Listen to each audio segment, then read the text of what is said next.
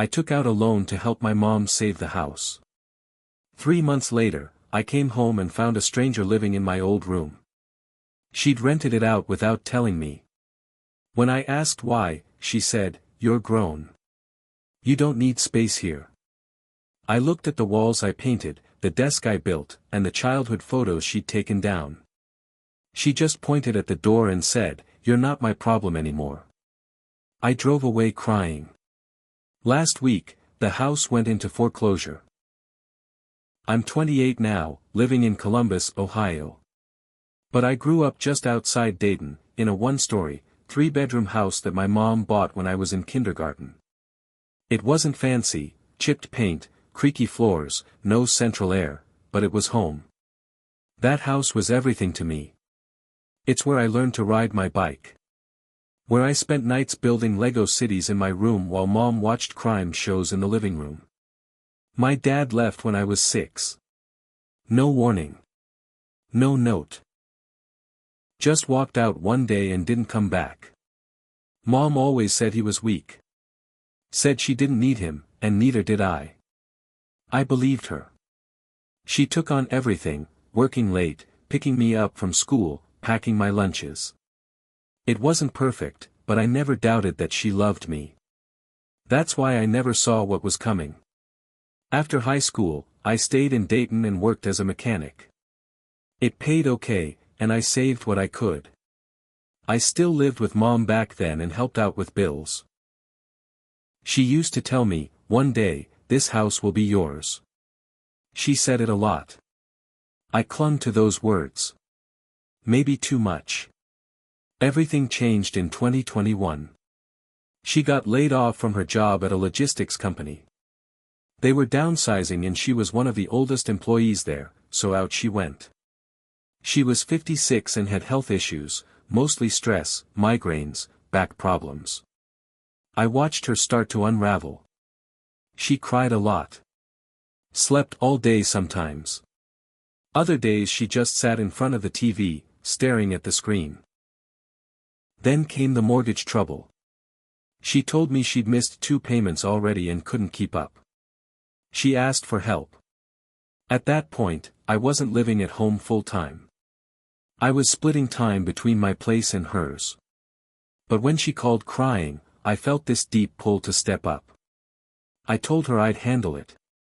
Took out a $25,000 personal loan the next day. I didn't even hesitate. I wired it straight to her bank account. She cried again, this time from relief. Said she'd start making payments, that we were going to get through it together. I moved back in officially. Figured I could cut down on rent and keep an eye on her. I poured myself into the house. I patched up the roof. Painted the whole place inside, every wall, every doorframe. I built a new desk for myself in my old room. Replaced the carpet with laminate. I even took old family photos and framed them properly, hung them back up in the hallway. I was proud of what we were building. Or what I thought we were building. Fast forward 3 months. I'd been spending most of my week at my girlfriend's place in Worthington. I came home on a Sunday, around noon, planning to stay the week and do some yard work.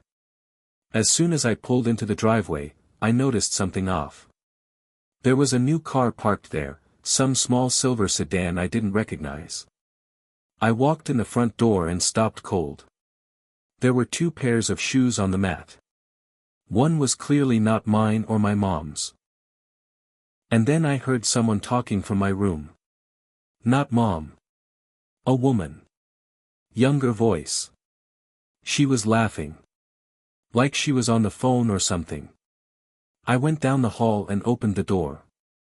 There was a stranger standing in the middle of my room. Blonde. Maybe 22 or 23. Holding a coffee mug, staring at me like I was the intruder. Can I help you?" she asked.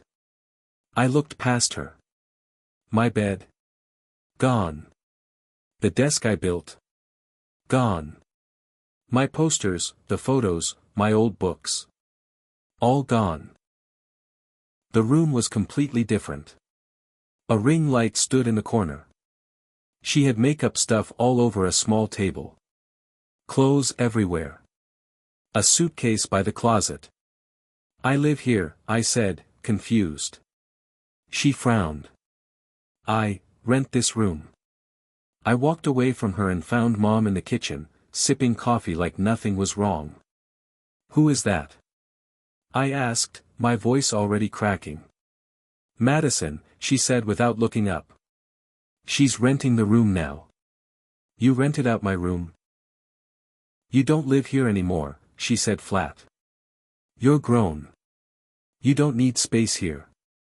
I stood there stunned. My face felt hot. I tried to make sense of what she was saying. "I took out a loan to help you. I saved this house. That's my room." She finally looked up. Her eyes were cold. "You're not my problem anymore." That's all she said. I walked out. Didn't even grab my stuff. Just got in my truck and sat there, hands shaking on the steering wheel. I stared at the porch I repaired. The flowers I planted. The house I saved. And I cried. Hard. That night, I told my girlfriend everything. I stayed with her for a few weeks, then found my own place in Columbus. I stopped answering Mom's calls. Stopped visiting. I didn't want revenge, not then, I just wanted to forget. Last week, I found out the house was foreclosed.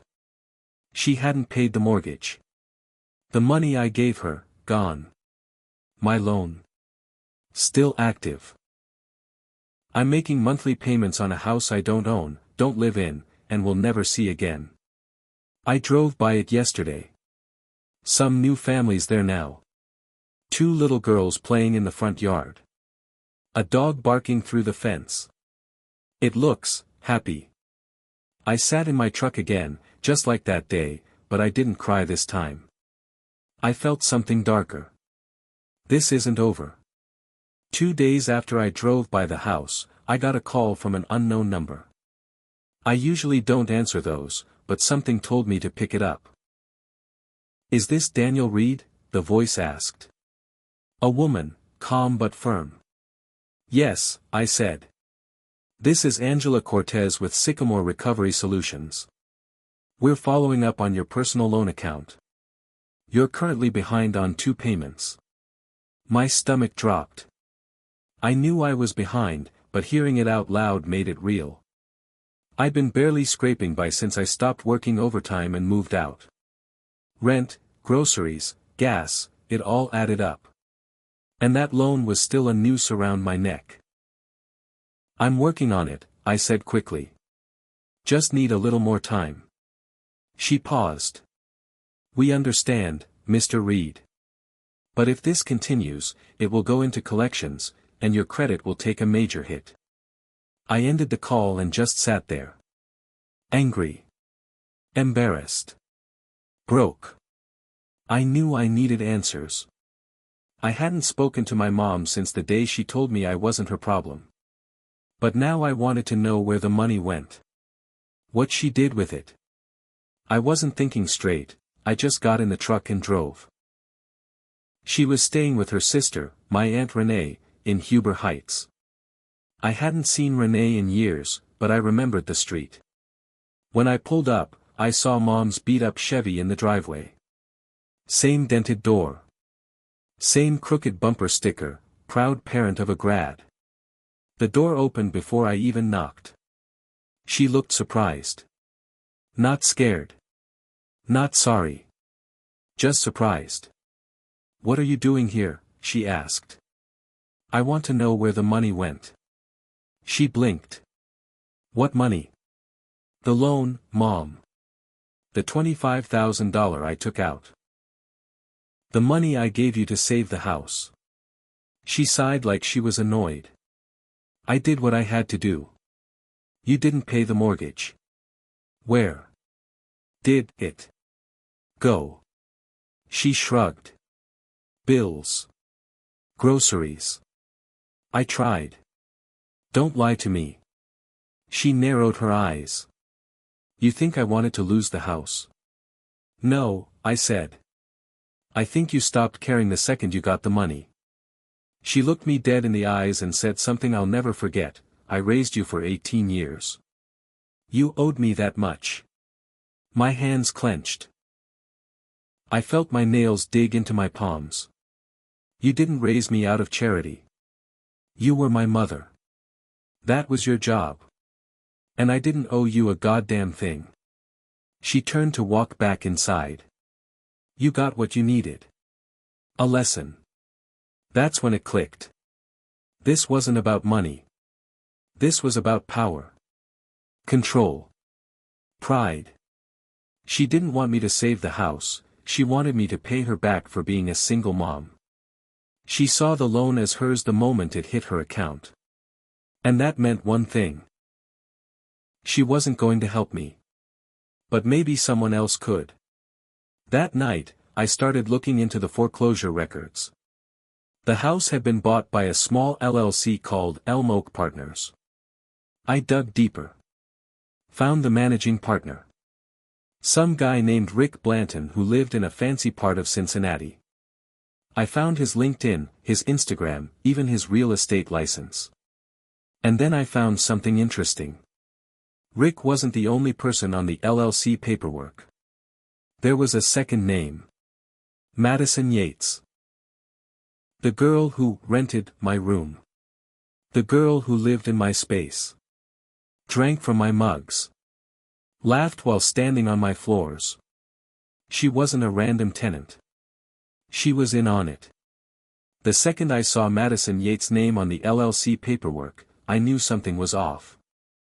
Nobody casually invests in a foreclosure at 22, not in Ohio, and not with a ring light and a room full of Forever 21 bags.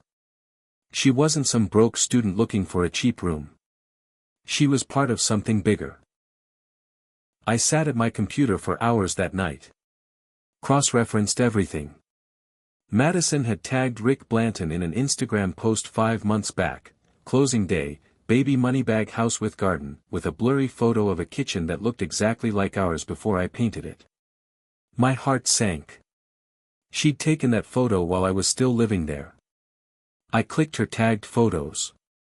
There were pictures of her and Rick at some local wine festival. Pictures at a Bengals game. Then, one post hit me like a hammer to the ribs. It was Madison, sitting on my old porch swing, smiling with a caption, "Nothing like earning equity with people who believe in you." Posted 2 weeks before the foreclosure went public. She didn't just live in my room. She helped take the house. I knew what I had to do next. I took screenshots of everything. Every photo. Every LLC document. Every tag. I printed them out and put them in a cheap folder from CVS. The next day, I drove to my old house again, not to sit in the car, not to cry, but to confront the people inside. When I pulled up, the new family was gone. There was a U-Haul truck in the driveway. A man in a collared shirt was walking out with boxes. It was Rick. He looked at me, confused. "Can I help you?" I walked up slow, calm, folder under my arm. "I used to live here. I just want 5 minutes." He hesitated. Then shrugged. "Make it quick." We stood in the front yard, and I opened the folder. Showed him the photo of Madison on the porch. The LLC documents. The Instagram tags.